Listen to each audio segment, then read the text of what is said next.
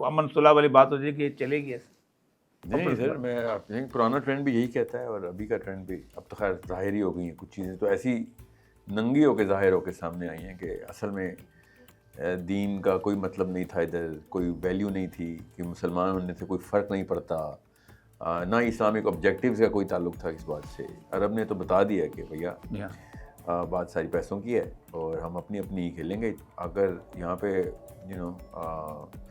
Brazil ہوتا سعودی عرب کی جگہ، وہ بھی وہی کام کرتا، بلکہ شاید تو پھر اس کے اندر تھوڑی سی ریشنل سینس ہوتی.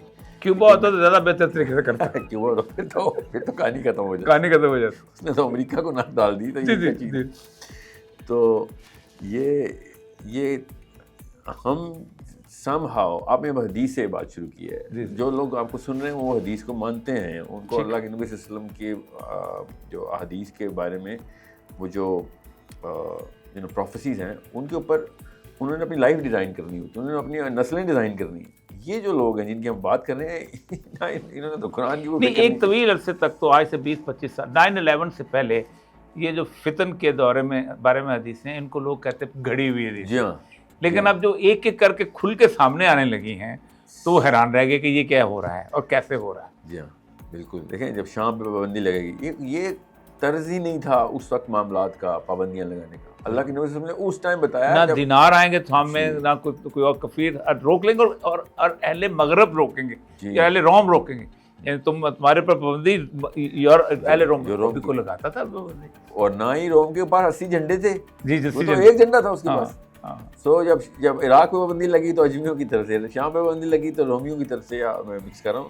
اور جھنڈوں کی تعداد اللہ کے نبی صلی اللہ علیہ وسلم چھاپے مارے، اس کا مطلب تھا الائنس. اس وقت تو ایسا کوئی معاملہ ہی نہیں تھا. روم کی اپنی سب سے بڑی فوج تھی، ایک ہی جھنڈا تھا، ایک ہی فوج تھی. سو یہ سارے معاملات ایسے تھے کہ جو ہمارے لیے ایک فزکس کی سائنس کی ویلیو رکھتے تھے کہ دس از دا فائنلی کویشچن، اس سے آپ ریورس انجینئر کرو باقی یہ معاملات. ہم نے کبھی اس طریقے سے حدیث کو نہ پڑھایا، نہ سیکھا، نہ اس کو اتنی سیریس ویلیو دی کہ بچہ اپنا آئی کیو ٹرین بنا لے کہ بھائی حدیث کو پہلے اکٹھا کرو. اور جس طریقے سے بائبل میں بک آف ریولیشن ہے، ہماری حدیث کی بھی ایسکیٹالوجی کے جتنے بھی موضوعات ہیں اس کے اوپر ایک بک چھپنی چاہیے تھی جو بچوں کو ملنی چاہیے تھی کہ آگے کا سوچنے کے لیے فور سائٹ ڈیولپ کی جا رہی ہے. یو آر آئی کیو بڑھایا جا رہا ہے تمہارا. اب ہم جب یہ حدیث، جب آپ اس طریقے سے حدیث سنا رہے ہیں تو وہ زلزلے آنے چاہیے مسلمانوں کے کہ بھائی یہ تو جنگ آ گئی. ہاں اب پیچھے سر پہ کھڑی ہے جنگ، مگر we are not trained to think like this. ہم تو بلکہ کہتے ہیں کہ جو رسول اللہ کی حدیث کی جنگ پیش گئی اس کو کتنا روک سکتے ہیں. ہم کوشش کریں، ہم دونوں جو ہیں غلط پروف کریں، دونوں کفر اور اسلام مل کے رسول اللہ کی حدیث کو کیسے روکتے ہیں.